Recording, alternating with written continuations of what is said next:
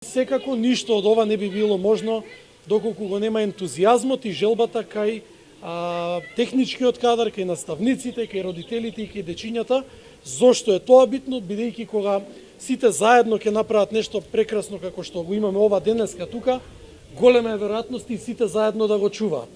Знаеме дека за жал се соочуваме со такви ситуации каде што често пати јавното добро се уништува, но на овој начин кога сите заедно го правиме ова, голема е гаранцијата дека и заедно ќе се грижиме да остане здраво и да го користат и идните генерации. Трето место за најдобро уреден еко-училишен двор или катче во општина Карпош, основно училиште Лазо Трповски.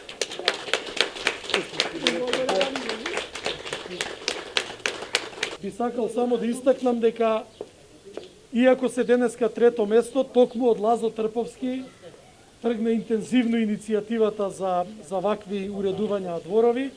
И ја користам приликата и лично во моје име и во име на општината се заблагодарам на Лазо Трповски и секако на педагогот Рената Поповска, која што навистина со својата креативност мотивираше сите да продолжиме понатаму.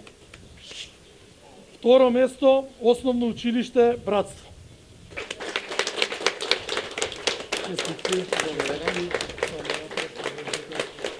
И прво место, секако, местото каде што се наоѓаме за најдобро уреден училишен двор или дел од училишен двор, основно училиште Димо Хаџидин.